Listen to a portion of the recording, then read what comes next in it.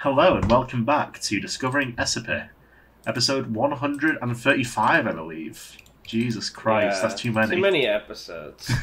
Guys, if you're still watching, we've reached the stage in the podcast life cycle where we start begging for death.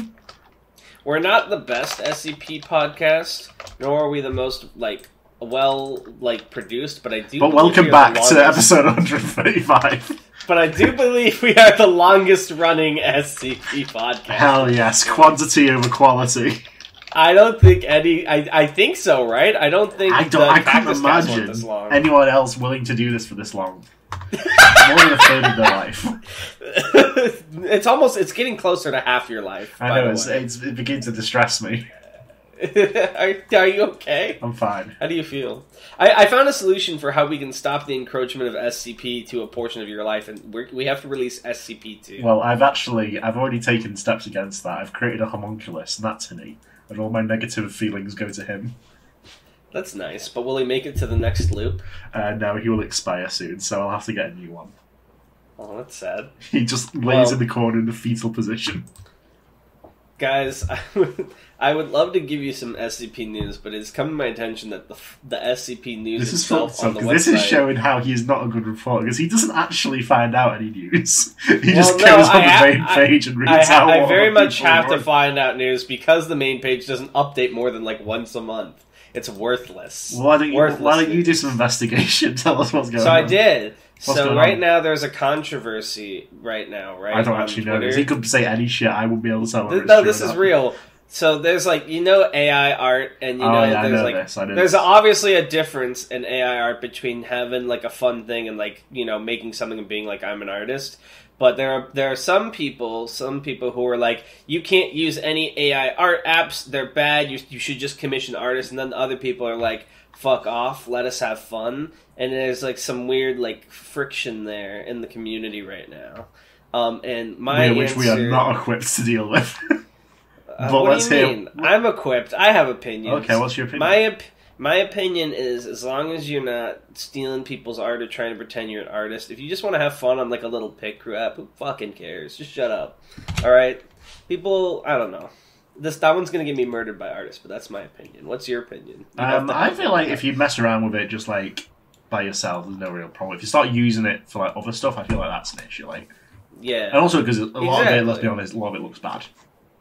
Yeah. Well, the one that caused the controversy is people found one that makes you look like a hot anime person. Oh, I've seen this on Twitter. Or not anime, but just a hot comic character kind of. No, these are hot anime. We know. No. I know there is the anime one. There's the racist anime one, and then there's the one that's that just makes you like a hot comic character that I saw a couple people do, and I think that's the one that caused the problem. People were not happy about it. I think Sherm did it, and Nikki did it, and then people were weird about it. You killed him. So that's what SCP cares about today. You can tell people are very bored, but that's okay. That's why we have this podcast. If you just listen to Discovering SCP, you will never be a part of Drama. Smile. What other news is going on? Let me think. Weren't you doing something, or am I mistaken? But you're gonna have to tell me because I don't know what you're talking about. Were you not the one working on an SCP project? Someone we know was. I wasn't. Who was? I'm interested to know what you thought I was working on, though. I don't know. I just thought someone. I thought you were someone on. I can't believe you actually forgot about my project, though. This is heartbreaking. Well, I do know you were hypothetically making an Aetheral Space Side story, but where'd it go, Tan? Well, you see, I was busy writing the actual Aetheral Space story. This guy's full of excuses. When are we gonna get Evil Dragon if story? When I feel fucking like it. If IF Dragon didn't shoot Wazazi in the back and Ruth died. The devil end. Yeah. What would happen? What would he come to? Well, you'll have to wait till I produce the story. Alright. I'm sure what will fucking happen. I genuinely don't know outside that small bit of random art drama if there's anything of note in the community. I think that's it for news. Oh yeah, I we made up some news to fill out the rest of it. Yeah, I said you had a project that didn't exist because I thought you did, but I'm insane. Okay, so how many tales do we have today? Because we're still doing antimemetic. Yeah, we're still deep into that antimemetic tunnel. We have 1, 2, maybe 3. I don't know. It depends on how long these take us. 2 to 3. Thank you, Quantum, for the content as always. Thank you. You're single-handedly keeping our podcast going. It's on its last fucking legs. Yeah, this is basically the commentary is getting more and more negative with every episode. Yeah, you can tell we're down. We're down bad. I almost said down bad. We've seen so many hot babes. I know now that down bad is like a horny term, but I still keep thinking it means sad, like subconsciously. It's because you associate arousal with sorrow because of your experiences. No, we're basically just reading the unedited version of Anti-Memetics Division at this point. Like the OG cut. Exactly. Do you think we can get like a director's commentary version where we have Quantum guest star on again and be like, yeah, this was when I did this in the book instead? Interesting. Well, I don't know. Quantum, if you're listening, almost certainly not. Please get back to us. Quantum said he'd be happy to come on anytime, so I'm just saying we should take advantage of that. When's the last time we had a guest, huh? Oh my god, it's been so fucking long. That's why we fell off. We stopped getting fucking guests on. Yeah, right? Because there were too fucking many. We gotta get guests back. We get Doom back on. No. Wow. Doom can come back on when he makes it to... Doom can come back on when he makes it to Havoc Moon. Then we can do it. Call Doom, he's crying. I'm so sorry, dude. Let's get into it. We're wasting too much time talking about we are. Literally nothing. What are we, 6.5 minutes in? Come on. SCP, the Wild Lights. It's not an SCP, it's a tale. I don't know what the fuck I'm talking about. You didn't hear my Discord go off on the other computer by chance, did you? No, I didn't. It's probably from me because I just sent the link. It was. Wild Light. Hell yeah. By Quantum. Quantum's great. The meeting room is Containment Unit S167-00-1006, which the skull of a stillborn Cryptomorpha gigantes. Was that the anti-meme we read that was like the anti-meme dinosaur? Yeah. Okay, I thought I remembered that. The hollowed-out space inside the skull cavity is a prototypical Vegas room, a place where what happens stays. People go in, they come out, their memories are sieved out the universe as they leave, and they remember nothing. The skull was acquired in the 90s.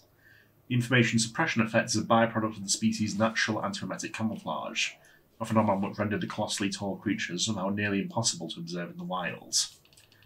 It's a phenomenon Dr. Bartholomew Hughes and his team spent years figuring out how to replicate. They've got it now. They can synthesize C. gigantes bone, extruding it in prefabricated pieces from steel grids. They can bolt the plates together to make hermetically sealed boxes. Passive hermetic insulation, no need for complicated machines, it's got a lot of potential. The skull is 45 metres long, 16 wide and 15 tall. It resides at the centre of a vast purpose-built containment unit of its own, surrounded by the rest of the same sea gigantus individual's bones, laid out in meticulous radial patterns for space efficiency. The Oscar area occupies about a third of the containment unit's floor area. The rest comprises immense industrial vessels holding of harvested organs. Some of their actual vessels, repurposed cargo ships loaded with brain matter and skin tissue. Ooh. The floor plan of the warehouse is clear enough, navigable if grim, but from the ground level on foot, the place is a vertiginous, intimidating, macabre place, even fluorescent lit around the clock. I have to be honest, what does vertiginous mean? You don't even know what vertiginous means? Are you even serious right now? Go ahead and keep doing it while you Google it for me. It means extremely high or steep. Or related to, or extremely high or steep. Okay, good to know. Because it's related to vertigo, like vertiginous. Ah! It's almost like verminous, but not quite. No, it's not. Hughes walks down an echoing canyon created by, on his left, a 100-metre-long foreleg bone, and on his right, the blue steel container holding the creature's first stomach. Ahead, the skull peers down the canyon at him, a distant yellow-white tower, fuzzed with scaffolding and disused scanning rig. Its eye sockets vacant blank. As he walks, Hughes has to remind himself continually that these are all the remains of a single organism, one of the tiniest examples of its species. Ew. Behind the skull, where there used to be the creature's first neck vertebra, there is now a large compound mechanical airlock, a ramp and some steps, and a staging area. The staging area serves as a miniature customs desk, tracking every person and item entering and leaving the chamber. Although memories are wiped on exit, written electronic records emerging from the interior have to be handled manually. Standard procedures for the first person exiting the room to bring written instructions for the filtration officer, telling what other information from the room interior needs to be scrubbed and what is safe to retain. Usually the list of information to retain is very short. This sounds like a lot of work. I would be very tired working here, I think. You would imagine the London Foundation. We need to make sure no information leaks. That sounds like a lot of work. Guys, can we just keep it simple? Let keep them it have simple, the paper. stupid. Me. There are seats, scanners, a coffee machine, a trolley loaded with eating equipment, and a stack of cages for the germs. Parked just outside the staging area, there is also a limousine, bulletproof. Oh, thank goodness. Where's everyone else? Hughes asks the Foundation who meets him, whose name is Bochner. I'm not late. This way, please, she says. This way, please, 47, she says, leaning into a seat near a scanner. Hughes has gone through this procedure a dozen times now, so he knows to hold his left arm out. Bochner tears the wrapper off a sterile bracelet-like sensor and clamps it around Hughes' left wrist and observes a nearby screen. They went in almost an hour ago, she says. Hughes frowns. That's not usual. Why would they tell him a different start time? Why would they need an hour of preparation time before he showed up? I don't know. Why is the narration asking me? I don't fucking know what goes on here. Did they say anything? Of course not. Hughes hasn't the slightest clue what this meeting is about, or what the previous meetings are about, or even if they have a common topic. Actually, he does have some clues. The timing of the meetings is one. The first took place earlier this year, and when they emerged amnesiac, they were clutching written instructions from themselves to continue meeting monthly. Around October, the meetings became weekly. They had 3 last week, and after Friday, they created a new schedule. They meet for 90 minutes every morning, starting today, Monday. Is this like a prototype version of that box that Marion Yeah, this used is like to a go naturally in? occurring one, yeah. Ah, cool. A more significant clue is the list. Yeah, that's they mentioned before. That's what this is based. That's based on. That's cool. A more significant clue is the list of attendees. Other than Hughes, 3 high-caliber researchers from his own organisation are in attendance, along with the directors of Sites 41, 45, and 167. The last of whom is Michael Lee, the Foundation's chief of antimemetics and Hughes' direct manager. He steals a glance at the car parked behind him. There's also this guy, or gal. He doesn't know for sure to whom the limo belongs, but the list of people in the world who have the authority to drive a street vehicle into a Foundation containment building is extremely short. Well, not to professorate, it's 13 people. There is no 5 in the room. What's prevaricate? You seriously don't know what that means? Are you being serious? No. It means to speak or act in an evasive way. Why is Quantum such a better writer than us? I bet he's never even used Eyes Widened in one of these. There is an 05 in the room. An 05 is extremely interested in the COVID discussions. This is a new and non-trivially alarming development. I don't typically think that using like fancy words necessarily means a better writer, but like when Quantum does it, I'm like, wow, so thoughtful, so provocative. He nods at the car. Could this place be busy with lousy with private security right now? Bochner shrugs. See, we can't even read normal words. Anybody going to the unit with the 05? Bodyguard? Anyone stay in the car? No. Hughes glances at the car again. The windows are tinted, there surely is a driver behind the wheel at least. Where's the real protection? Maybe it's all invisible, microbes, occult spells of warding. He feels like the car is watching him back. How much do we know about magic? How much have we read about magic in the Foundation? I don't think that much. I know vaguely from one of your articles there's like a magic police force from the Among Us article. And like, is there anything else they have? They have other stuff, but I can't succinctly sort of pack that into like a short, snappy response. You know what, that's fair. Let's continue, sorry. Open your mouth, please. Bochner puts a disc-like cap on Hughes' head, presses a emitter to the roof of his mouth, and fires 2 pulses of radiation through his brain. Persona! Any psychic intrusions? Yeah, they do that in Persona so much. Yeah, no, they do in Persona.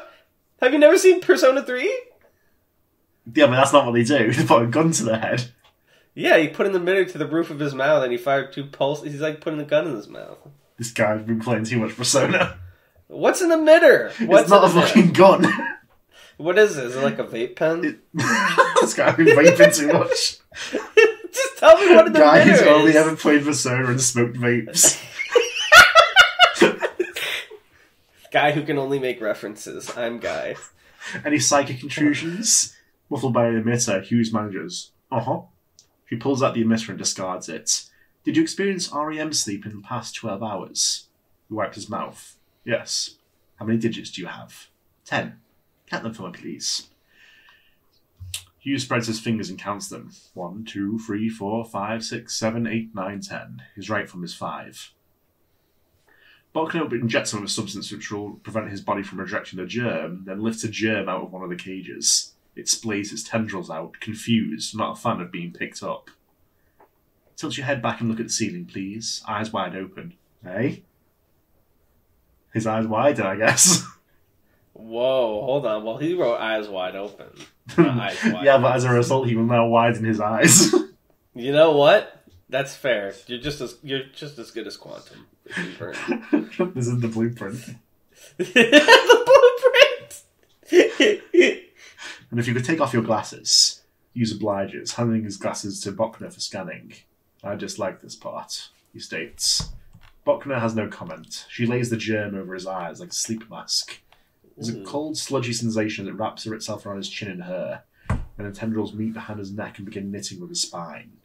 You see his darkness for a few See, this is too much Foundation. I would not protect the world if it took all this. Would you? Would you let the germ crawl inside of you? I would rather play Persona while vaping. Yes, fuck you. Oh my god. What is an emitter then, huh? What is an emitter? It's like a little device, it's not a fucking pistol.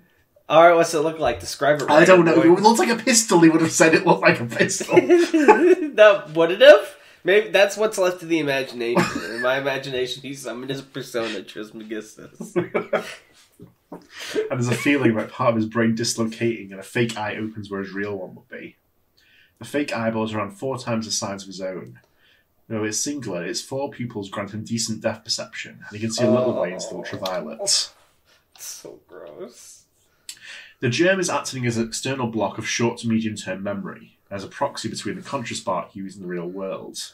When the meeting is over, the germ will be removed and incinerated, along with all but memory of the meeting. Rip germ. There are other amnestic approaches: gas, injectable drugs, surgical techniques, occult rituals.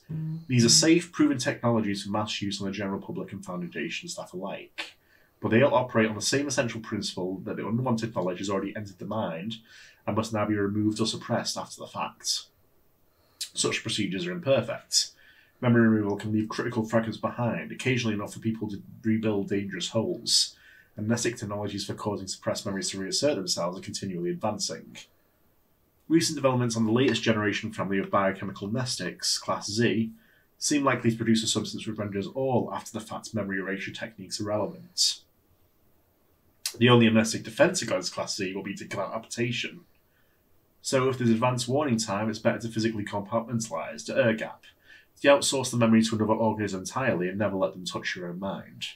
You can't be forced to recall something which you generally never experienced.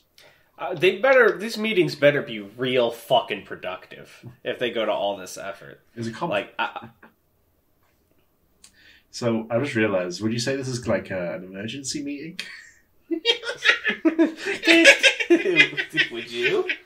I don't know. It seems not the case because it seems like they do this on the regular. Darnell is the opposite sauce. of emergency meeting. Darnell doesn't think it's an emergency meeting. Darnell's sauce. Shut up! Oh my god, this isn't even a podcast anymore. This is just brain vomit. Keep reading. And yet you're here. It's a complex and dynamic field, one of several fields in which uses the world. Yeah, it's complex, okay? It's not so basic like Among Us, alright? This is for real adults. There are machines which can perform the same task as the germ. Silicon modules you wear like a headset, plugged into a surgically implanted jack behind your ear. But Hughes would rather die than submit to interfacing his brain directly with a computer, especially a Foundation-made computer. Nobody's getting his brainwaves. When he joined the Foundation 30 years ago, he put a DNU in his will, do not upload. Everyone thought it was crazy. Of course, using both the germs and a Vegas room feels rather like overkill. That's another clue. Your belongings have been scanned, Bokner tells him. He refills his pocket and takes up his laptop. Walking slightly unsteadily because of the new weight he's carrying on his head, he climbs the stairs to the airlock. Popcorn. It's such a gross way to fucking function. I could never. I could never be. I would do it in a moment. It's too much. Do you know what else I could fucking do? What? Popcorn. I heard you the first time. You just bounced off your barrier. Yeah, no, I heard it. Hughes would be the first to admit that a typical Foundationer has appalling taste. Me too. A typical Foundationer just like me picks... for real. A typical... never mind. I'm sorry, a typical I'm ruining your magnum fucking opus. I can't breathe. A typical Foundationer picks brutal functionality over aesthetic pleasure 100 times out of 100, and a depressing percentage of Foundationers don't even comprehend the distinction. Hughes sees this reflected in the architectural choices and interior design of the Foundation's buildings and offices, and in its labs and containment facilities, which commonly cultivate a hopeless, bleak cliff-edge atmosphere. He sees it in its machinery, its devices, its tools, and even its font choices. Hard edges, clashing colors, failing aircon, impersonality, clutter, claustrophobia. And so, S16700-1006's interior is a surprise and a delight. Hughes actually sighs. It seems like someone hired a designer. The place is spacious and modern, well lit, with select walls painted in bright secondary colors. There's not a bit of exposed concrete in sight. S16700-1006 isn't a single space, but a self-contained suite, laid out on 2 floors. Are you looking at my suite, Mr. Hughes? My suite laid out on 2 floors. There's a central meeting area with a double-height ceiling, a long oval table, and Herman Miller chairs. Along the left wall, there are smaller breakout meeting rooms with frosted glass walls and doors. Above those, reached by a flight of stairs, there's a kitchen area, and in the back are some additional rooms, restrooms, and storage. The carpet is gray and orange, a non-repeating hexagonal pattern. The place is well ventilated and smells of coffee. There are 4 people waiting for him. Marion Wheeler, who runs Site 41, is descending the kitchen stairs, holding a steaming disposable cup. That's our gal. Graves, she walks in like it's a fucking Marvel movie, like when fucking Daredevil walks in, the audience goes wild.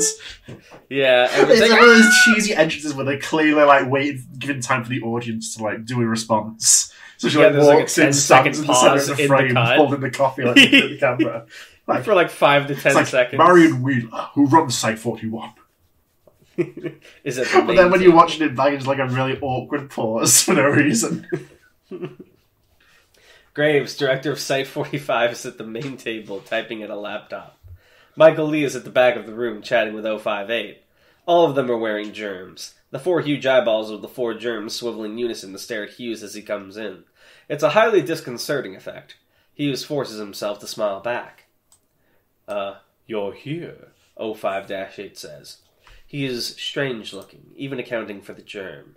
Hughes has never seen an 05 before, and 05-8 looks very unlike what he expected. He tries not to stare, but his own germ is extremely good at staring. Germa? Germa? Does Germa also have a germ? Or is he a germ? When the 05 insults. You're all caught up? Hughes asks. The nature of the asynchronous work loop is that the first quarter of any meeting in a Vegas room is spent reading notes left from prior meetings. Hughes' correct guess is that there's been an hour-long pre-meeting, and then everybody broke for coffee, and now they're resuming. We are, 05-8 says. He takes a seat at the head of the table, with Graves to his left. Lee sits to his right, and Wheeler to Lee's right. 05-8 indicates a particular vacant chair opposite Wheeler, where a printed document is waiting for Hughes to read it. Hughes sets his laptop down, hesitant to approach the document. You want me to read this now? Take as long as you need. Where's my team? Hughes asks. We're 3 bodies short. Read the document, Dr. Hughes, 05-8 says. He seems upbeat. Perhaps he's projecting an upbeat facade to help Hughes to forget exactly how much authority and power he wields. His net worth is said to be essentially infinite. It's not really about money at his level. He and his kind can do anything. Yeah, I get that. How does you have a net worth when you're supposedly secret? Where does the money come from? Who the fuck funds all this? They own money. They invented it. Does the IRS know about the Foundation? What do you think? Do they have, like, GOI-specific currencies? Maybe. Foundation dollars? You can fucking say.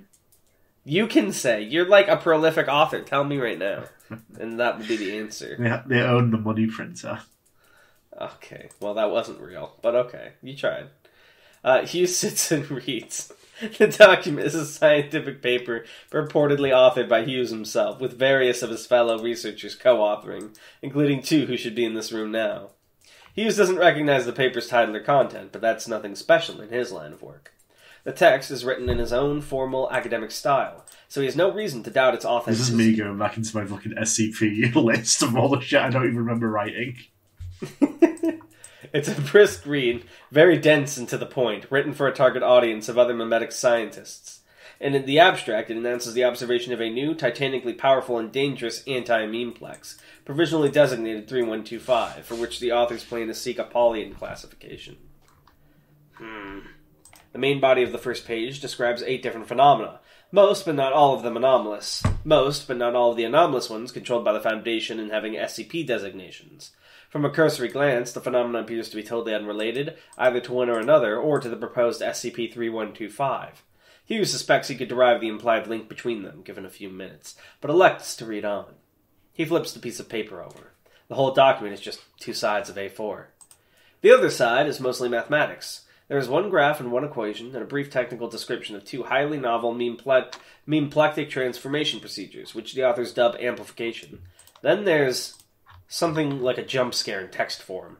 There's a crucial logical leap, and for Hughes the arrival of comprehension is so blunt, so sudden and frightening, that it physically startles him.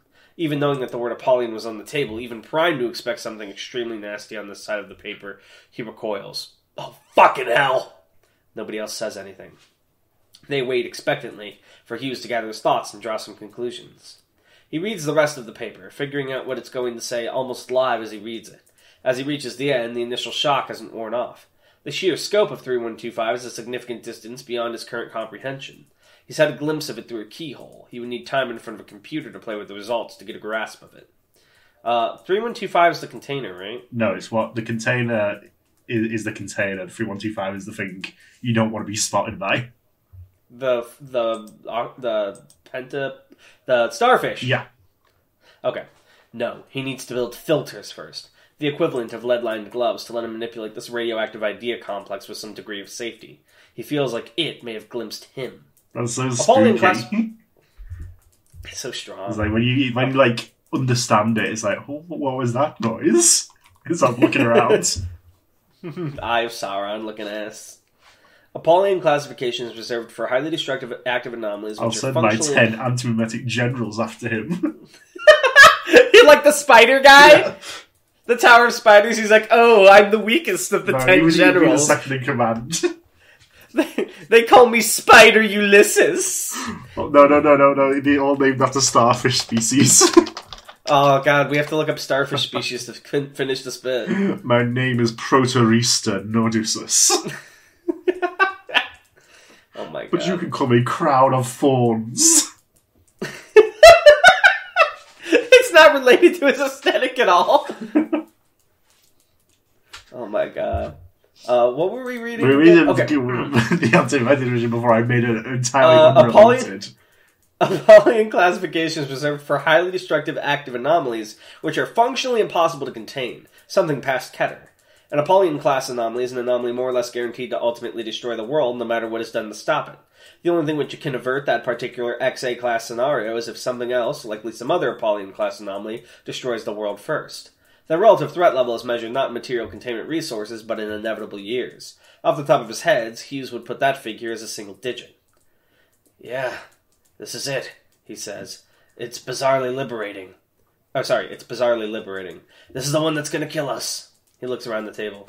Did we obtain Apollyon classification? No, 05-8 says. No? 05-8 smiles thinly. Currently thinking in the Overseer's space is that Apollyon classification is a confession of defeat. It's bad for morale. It cultivates defeatist attitudes. Aside from the special classifications, Keter is considered the top of the hierarchy as of right now. All extant Apollons are likely to be re-evaluated and reclassified Keter over the next year or so. Other than that, what do you think? Hughes says, You want containment procedures? We've had this conversation a bunch of times before, correct? Let's imagine this is the first time, 05-8 says. I'm trying to make it to the next fucking break, but my throat is so dry. I don't know if I'm strong enough to. I'll tell you, the next break is a long way away, so if you need to popcorn soon, I'll popcorn it. You take over. Okay, where were we again? Hughes stares darkly at his paper. We could exterminate all intelligent human life, he says. If there are no sapient hosts in this universe, the SCP can't incarnate. There's a faintly stunned pause. Yes, Wheeler says. You've pitched that approach before, and I don't think any of us here have ever been completely sure if you were serious. I'm completely serious that we could do it, and completely serious that it would work, Hughes says. Our mission statement is secure, contain, protect. Somewhere in the line we should really look into adding and keep as many human beings alive as possible to that. It's implicit that humanity is what we protect, Graves says. Secure the anomalies, contain the anomalies, protect the anomalies. How does it scan otherwise? We're getting off topic, Wheeler says. We're not exterminating all sapient life. We could immediately terminate and suppress all memetics and anti-memetics research worldwide, Hughes says. We would have to systematically dismantle... Hold on. I'm so sorry, but I just had a realization. They said if no one's there to think about it, it would be gone. He's saying terminating and suppressing all memetics and anti-memetics. Is this an entity that is formed based on people being knowledgeable of anti-memetics to begin with? Well, it's an idea. It's a collection of ideas. Oh my god! So, like, if people stop having ideas, then those specific if you do not have any sort of route to get to those ideas, I guess. Interesting. What if they just build a big Faraday cage over Earth with foundation money? That would stop it, right? No signals. You can't get to my thoughts. I had a Faraday cage implanted into my head. You can't hurt me. So you're my natural enemy. I want that to be in a Dash J so bad. He's invincible. Continue. We would have to systematically dismantle the whole scientific field forever. Stop all the experiments, scrap all the research, wash all the researchers. If nobody actively researches this field, nobody will ever find the SCP. It stays buried in the farthest reaches of ideatic space indefinitely, like radioactive waste. He looks at the ceiling. The problem is interesting. Ironically, the most practical way to do that would be to develop an artificial meme, one which encodes the idea that memetics research is intrinsically worthless and harmful. Enrich it with religious or pseudoscientific virals and release it to the general public. A year after it got out, we'd be tearing our own labs down. Unless the Anti-Memetics Division's institutional immunity to that kind of eternal threat was strong enough to stand up to the pressure. Interesting scenario. Even if we don't go in that direction, we definitely think about wargaming it in simulation, see what outcomes are likely. But, Wheeler says, no, hiding wouldn't work. It could be introduced externally or occur naturally. We know, Bart. That's already happened. The SCP is incarnating as we speak. Look at these precursor anomalies. We're in what you called the foreshadow. It's here. Wheeler's referring to predictive models which Hughes must have created himself during prior meetings. Models which Richie doesn't have time to familiarise himself. Still, he gets it. He wishes he didn't get it. His fear comes from a completely different place from most people's. The sheer alien scale of the adversary is enough to intimidate most into petrified submission. From a cursory read, the SCP looks like a nightmare scenario. It's going to turn human civilization into something beyond Hughes' ability to imagine. But that's every Monday in this job, and in any case, Hughes doesn't have much of an imagination. He's intimately familiar with almost the entire SCP database, and is a world authority in anomalous containment. The few areas of science he doesn't have genius-level ability in, he has trusted colleagues who do. They are all solved problems, locked boxes. Is this like the part of the story where his like little JoJo like stat block box will pop up? It's like showing all the genius level. These thoughts go through his head in 0.5 seconds. Yeah, gives us the science Grip analysis. This is different. He has more ideas, but there is mechanically no way to start working on the problem. It would eviscerate him the moment he tried to comprehend the entire problem. He'd need to design and build the box while already inside the box he was building. He would need to box the universe. He looks around the room's walls. They seem to be holding up. We could hide in units like this for the rest of our lives, he says. Our whole species, while the SCP roamed our reality unchecked, like a plague. I declare this to be the exterior of the containment unit. Done. No reaction. I don't think we can do it, he says. If the SCP is live and consensus nominality right now, the game is over. I don't care if a polygon classification lives or dies. From where I'm seeing, this anomaly is fully functionally uncontainable. My team and I may have said something different on prior iterations. I could be in the wrong headspace to see the answer. We are all of us different people from day to day. No, 058 says. You say the same thing every time. So that's it. Is that it? 058 says, the objective of the Foundation is protection. In the majority of cases, this involves the secure containment of anomalous entities, the establishment of special containment procedures, such that such entities can be kept safely and indefinitely. Standard guidance is against active neutralization and to avoid destruction at all costs. Everybody in this room is aware of this. However, senior Foundation officials such as me have the right to waive that guideline under certain narrow conditions. I am exercising that right. I deem that in our reality, the SCP cannot coexist with human civilization. We're going to destroy it forever. Does that change your outlook any? Special neutralization procedures. He used deadpans. His expression is worsening by the minute. That makes it easy. You just gotta use a big laser. Problem solved. While you were distracted eating everyone's mind, I stood behind you with my gun. What I would do is I would have the 3000 eat it, and then all its like how would it eat it? Fucking yeah. Think about it, because the snake has that juice in it, right? That makes you forget stuff. The snake can eat it with its brain. There's not like an actual starfish. This is a metaphor. You understand? It's not. I don't. There is no physical starfish. Stupid. Explain to me why it's a starfish then. That's just what the ideas look like when you graph it all out. That's the shape it makes. Oh. There's no actual like physical body that you can feed to something. Guys, I think it's over. I would simply overcome it with my willpower. Yeah, it's like I have him trying to get into his mind. Well, hold on, hear me out. There's a lot of magic bullshit in the Foundation, right? What if they summoned the idea into a physical vessel and then they had the snake eat it? Well, this sort of like relies on introduction of a new magic spell that we've just made up. I would simply give it a vessel, and then I would give the target amnesia, and then it would feed the target. It would try and like get inside my head, and then it would like suddenly find itself in a throne room inside my brain where I'm sitting like, know your place. Yeah. Do you see this crown? This is my absolute authority dominion. Permission to touch my soul. So fucking God. That's exactly what I was thinking. Like the fucking what's his name, Sukuna. Yeah. Know your place. Oh my goodness. 058 eat starfish tentacles to gain power. I know that neutralization is generally considered easier than mere containment. Hughes says, when I first joined the Foundation, I asked my mentor, who retired many years ago, what's the biggest anomaly we've ever contained? That he was cleared for, meant, of course. And he told me about a very old rumour he'd heard once back in his earliest days when he was just starting out. The rumour was that Abrahamic religions had not always been monotheistic. Originally, there were 3 capital G gods, and sometime in the past 150 years, the Foundation had killed 2 of them. I believed him. I was very young and inexperienced and naive and kind of in awe. It wasn't until years later that I thought back to the conversation, and the fact that I'd never heard that rumour or anything like it from anyone else, and realised he'd been bullshitting me. And now it's decades later, and modern meme-plectic technology is 100 billion times more advanced than it was back then, and I built 30% of it, almost a third of my life. And I look at what the Anti-Memetics Coalition handles on a quarterly basis. And I know I just realised something. What? In other stories, they talk about how the Anti-Memetics used to be much, much bigger and stuff. And here they're calling it the Anti-Memetics Coalition. Oh. Oh, God. Oh, no. Wait. That's sad. I don't know better than anyone on the face of this earth what is or is not possible, and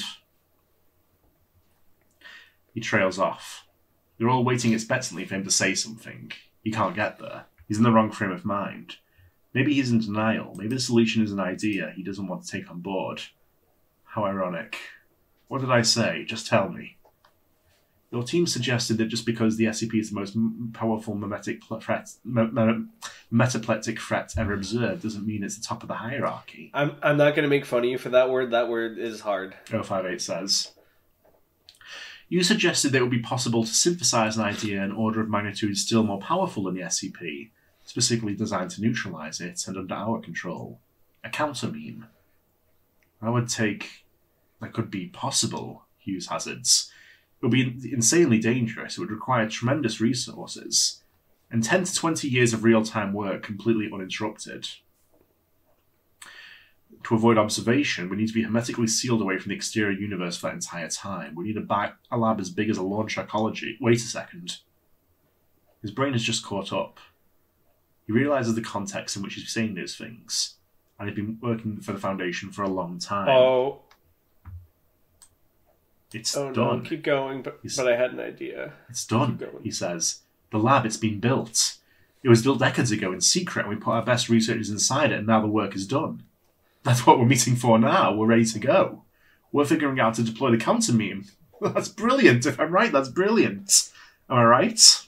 Tan, I have a theory. What's your theory?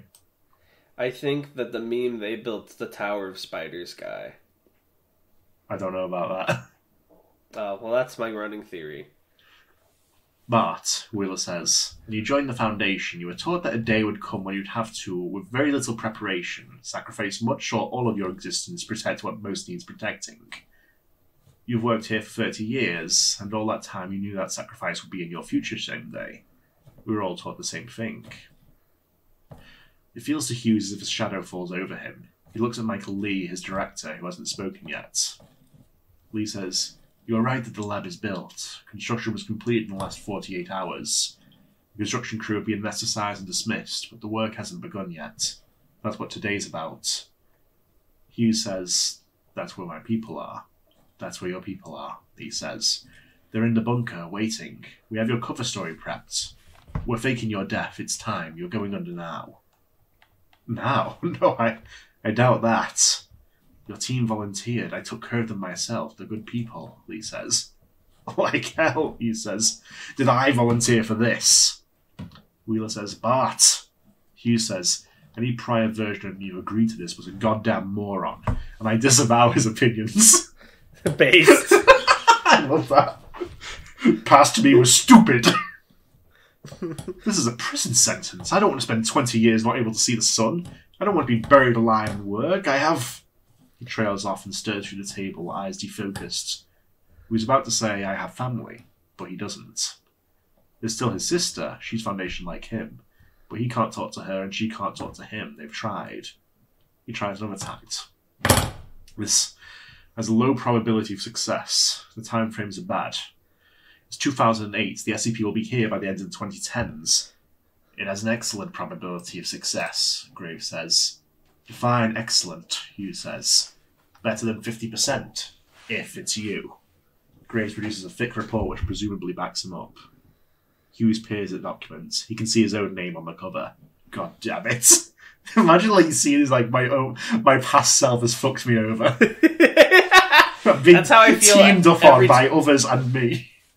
Every time I eat way too much, like right before I go to bed and I wake up, that's what happens to me. It's like getting that document handed. That's my own personal version of getting handed that document every day. It's like, who could have done this? You're like, him. He's just like me. 50% is good. If he were anyone in this room, he'd seize the chance with both hands. Graves goes on.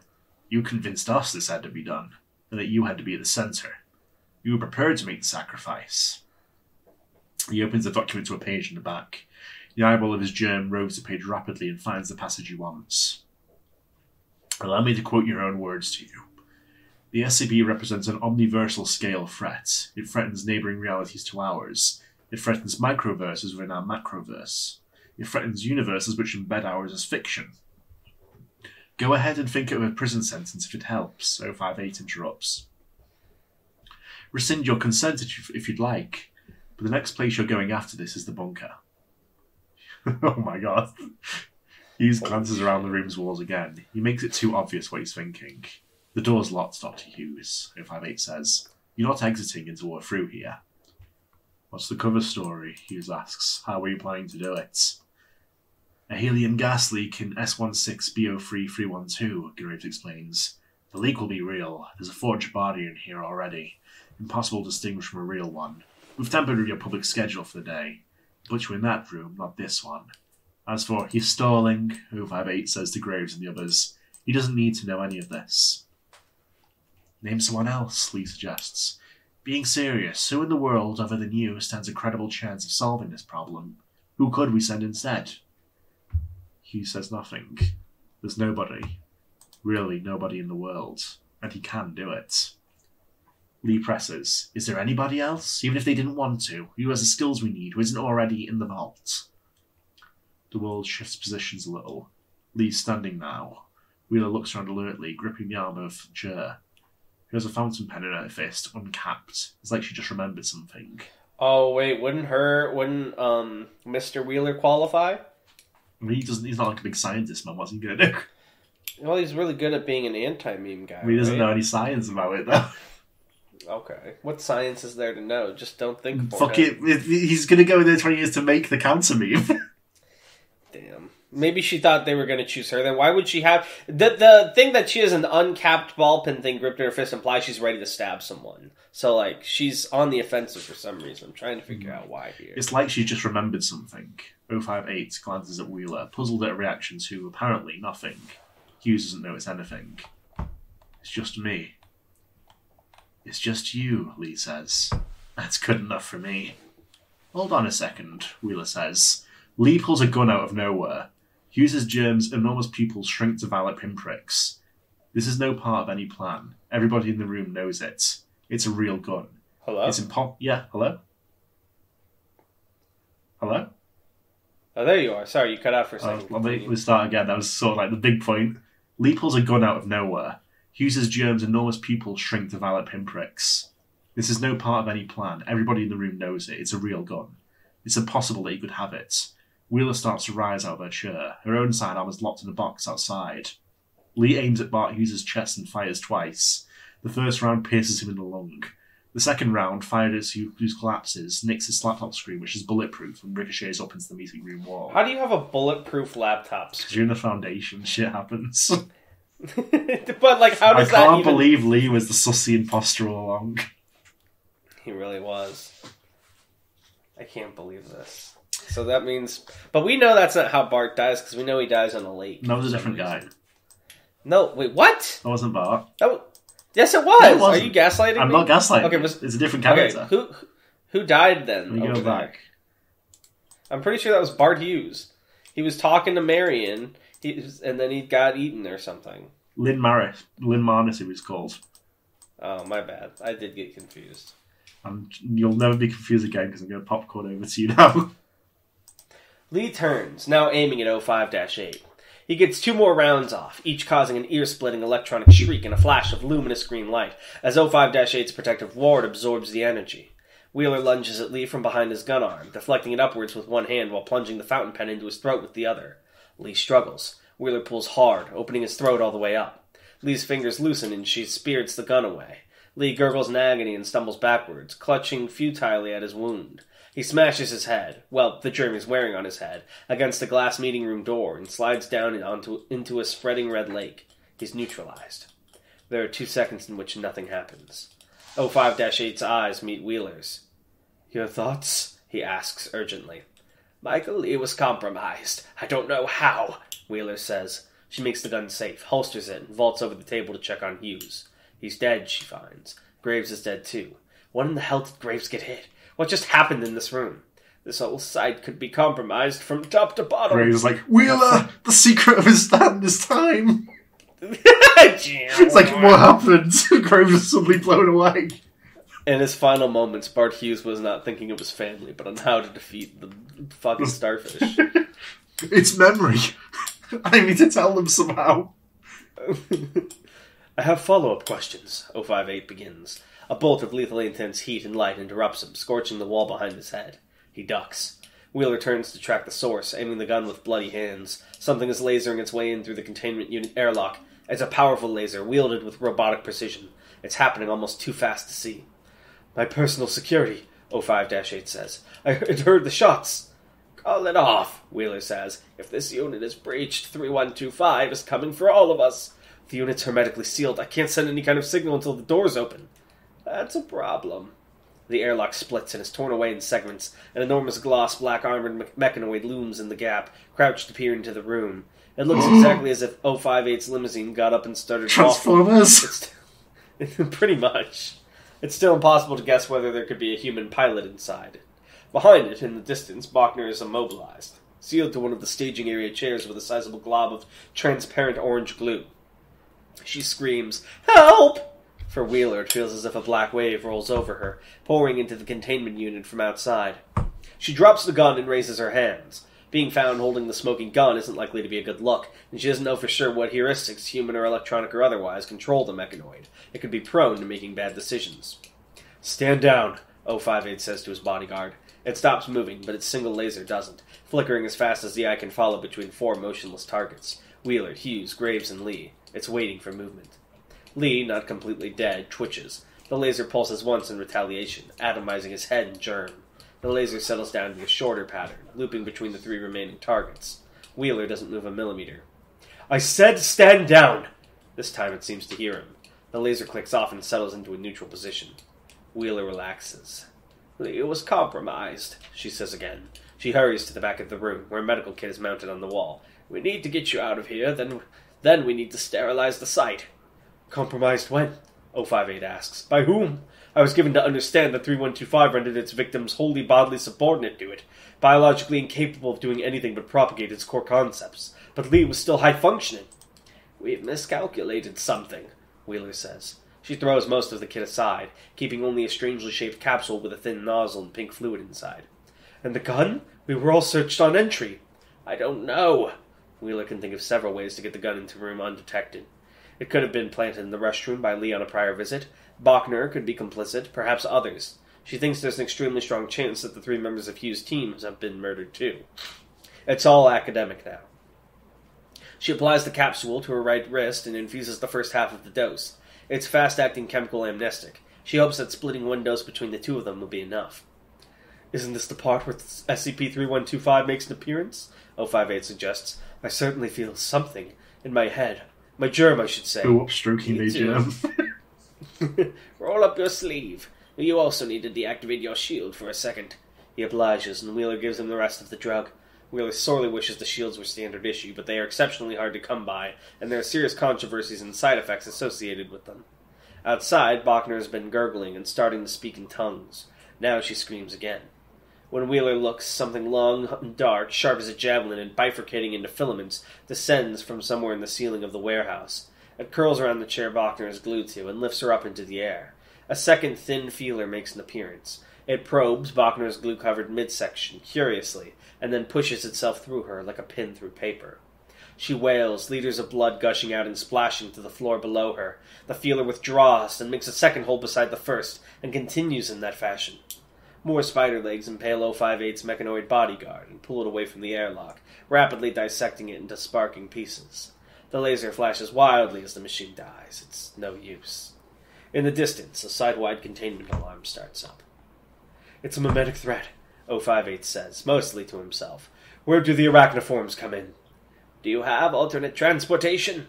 Wheeler asks. S167B02101. There's an escape pod, 058 says. As he says it, Wheeler writes it down on her hand with her bloodied fountain pen. "Underground? You're sure? Is there a code for the door?" 058 lists 5 digits. He clutches his head. "Oh, is it 55555?" I don't know, maybe. That's what it was for the container. I imagine they'd use something different, but it'd be fun. Yeah. His germ is twitching unhappily and changing color. If working anywhere ever has taught me, the pin is the same for everything. His germ is twitching unhappily and changing color and texture, as if an infection is spreading across its pale blue skin.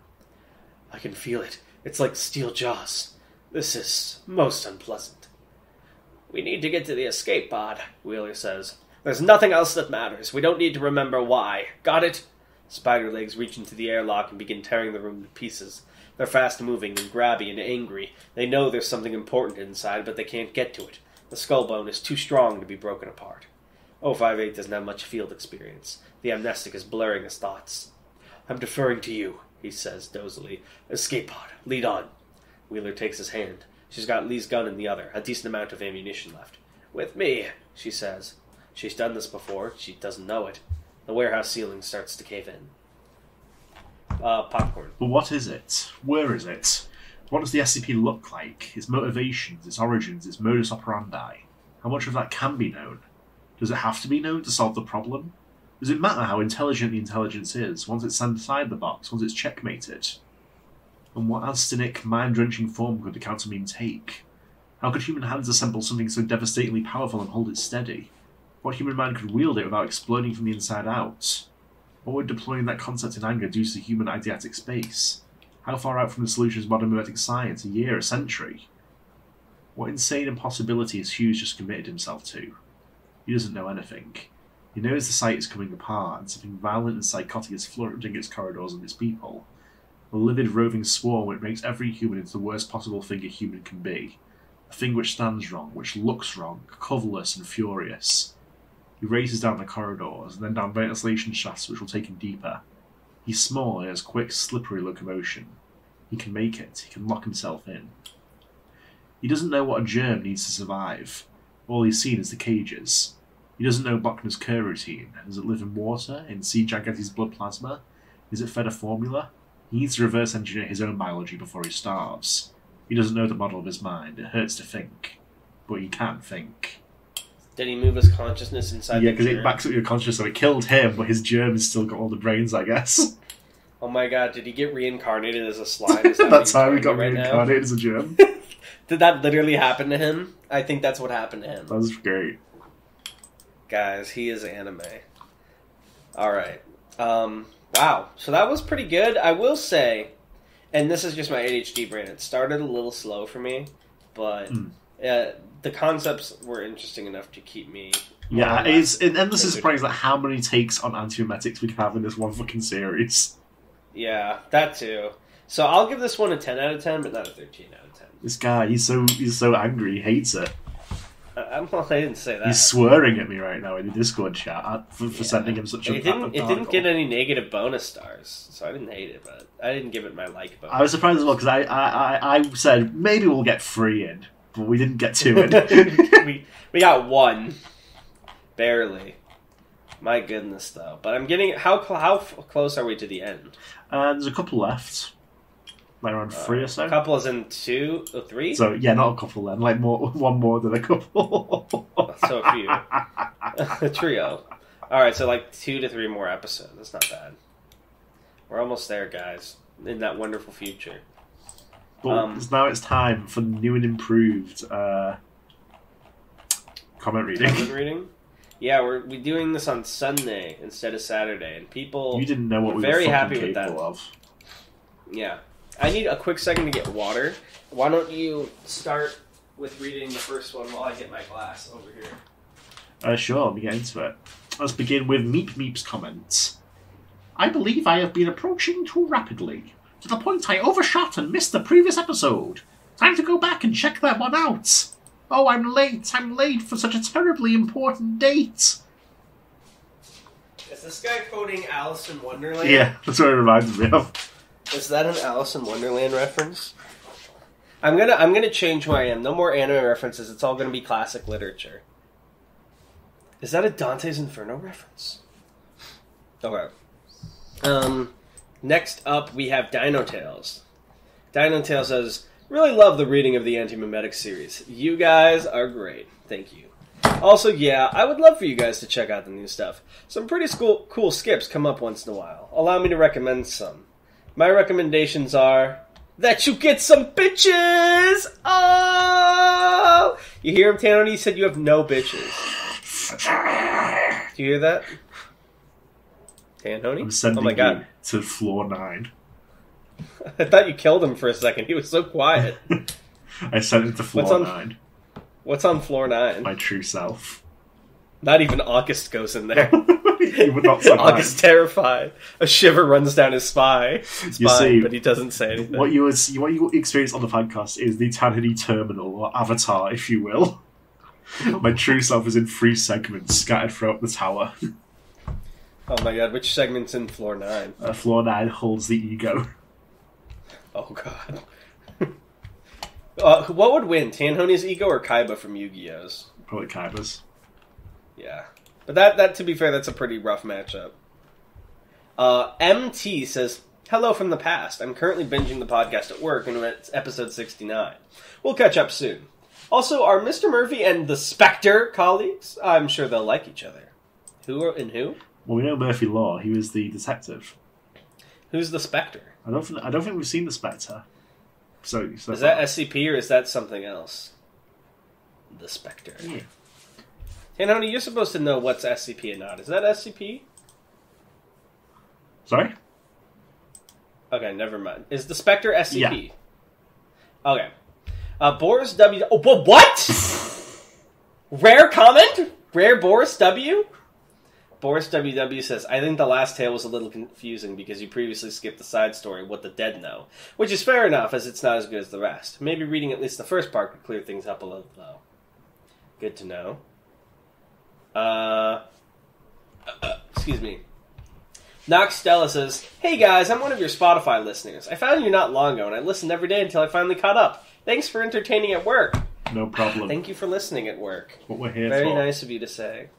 See, this is restoring my humanity. I was so worried because the views were dropping, but as long as people are still enjoying, then we're doing something. People's dreams never die. That's true. That's the whole point of the series. I'm watching One Piece. Shythalia says Tanhony, which just reminds me of a really sad panel from Chainsaw Man. Tanhony walking in like that. Don't open that door. Oh man.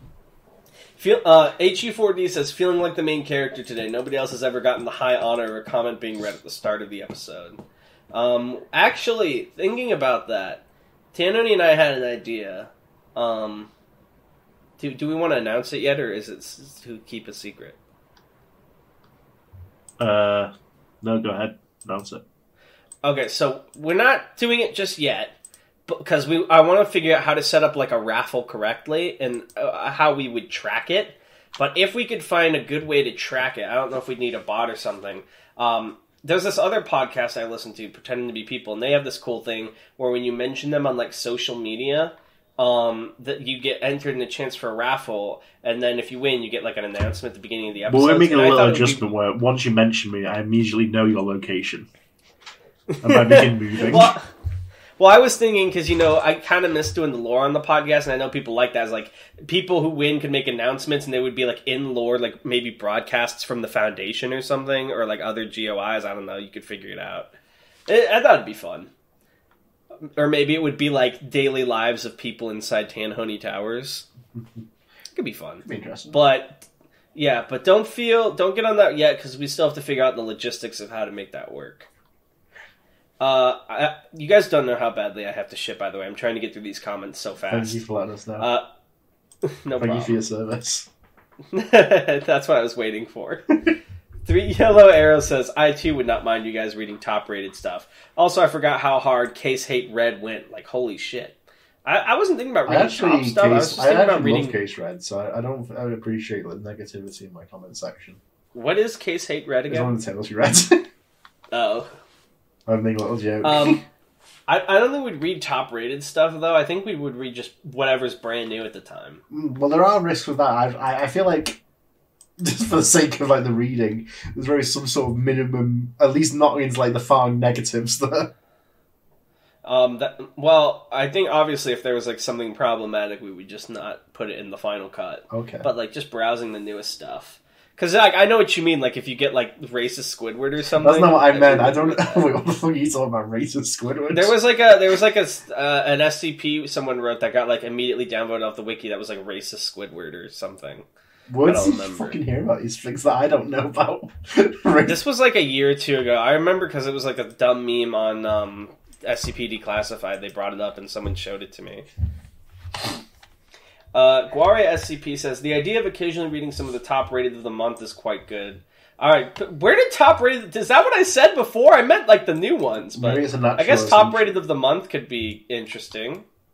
Sure. Was that your idea? I don't think I ever contributed. I think people are... I don't know. I think that's like you. It's quite good. As, in my opinion, with your current format, you miss a lot of good stuff. Wow, Tanny's saying your picks are bad. I have now dispatched How do you feel about that? the super ego to your location. The second of the Triad. Who is the second of the Triad? The super ego. Where do you house Yuna in the towers, by the way? Yuna is in the graveyard because she's fucking dead. I know. You honor her. And also no one here watches know who the fuck Yuna is.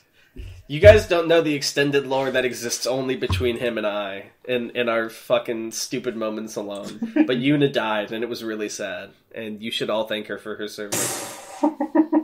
Comedy Man Kelp says, just unhinged my jaw and swallowed 3125 whole. You're welcome, Anti-Memetics Division. How? I'm just imagining, like, you know that fucking sound when, like, an anime girl bites something? It's like, ow! That's what he did.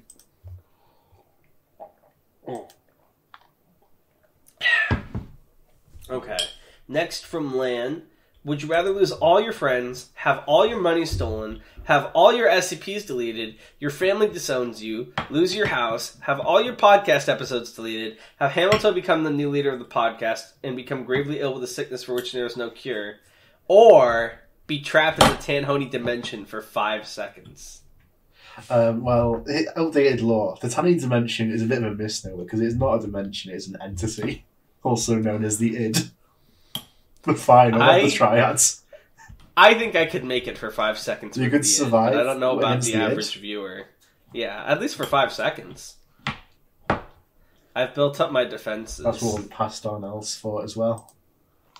I could stun it by bringing up something like from the old days. From bringing up Stewed, I could stun August thought that he could survive for 5 seconds. We destroyed his mind. Oh my goodness. Wiped clean like so much dirt upon the tabletop.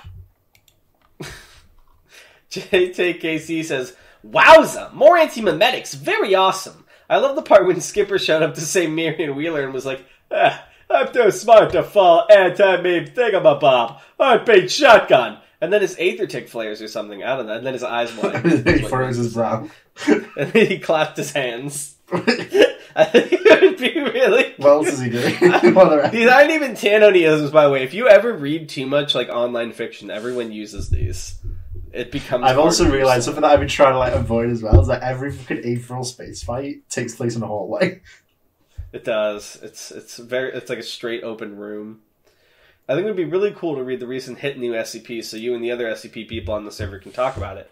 Although I'm pretty sure you guys can finish Anti-Memetics in 1.5 episodes, or God forbid a slightly longer episode. Grabs JTKC by the throat. No pressure. Enjoy the Tanhony fucking dimension. Remember the hope in our eyes when we could record a 2 to 3 hour podcast episode? Yeah, but then... To be fair, I don't think we've ever done an episode that long without a guest, though. Yeah. It helps to have a third. Because we leech off their energy. Yeah, we need their stamina. Have a good week once again, guys. I'll be back home once the episode comes up, but it's cool because I get to see my dog again. Aww. Steve-O-esque says, great episode, and great delivery as usual, Darnell. You will make it in the world to come, Steve-O-esque. Sobek says, finally, I've completed the apparatus that will let me take in the entirety of that being known as Tanhony. This will be the breakthrough of the century. Oh my. Anomalous, insert the sound of buzzing insects. When it consumed all 3 parts, he's the holder of Tanhony. No, he didn't consume it, he was exposed to it, you fool. Look, there's nothing left of him. No, I liked Sobek. We have a new executioner, October. He's like a Zanzinik figure. And Anomalous Rider says, newest SCPs be a good idea. Top rated for the month be a good place to look for articles as well. Yes, sir. And then lastly, Orchid Stream says, what the fuck is this title? He doesn't even fucking know about Inzo. Inzo's actually cracked, okay? Don't talk shit about him. I almost died, even with my diamond form unlocked. I didn't even see that. That comment's not even showed up for me. I think you're hallucinating. No, it's at the very bottom. It's not there for me, I don't know. Oh my god. This guy's not sorting by newest first. I am sorting by newest first. I swear I can take a screenshot of it right now. He's lying. He's gaslighting me. I'm not. I can take a screenshot. Give me a quick second. Look. I don't hate you. First of all, I love you, okay? Second He's trying to kill me. Listen to this.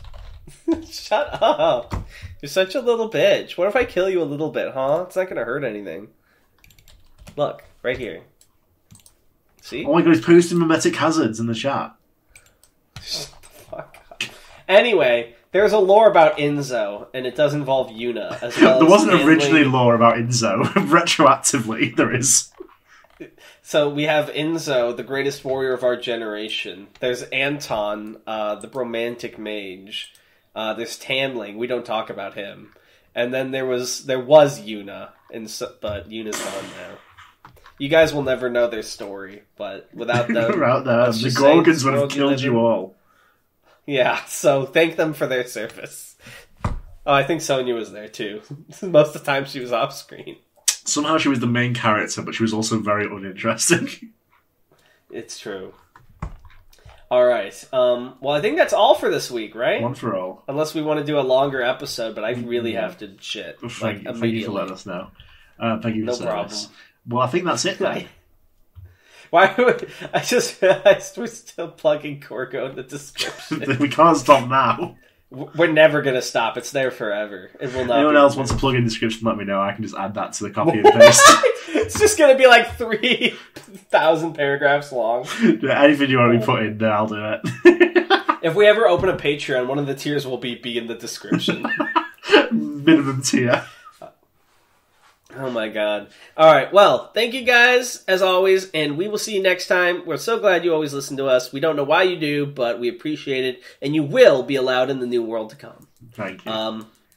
Bye! Bye!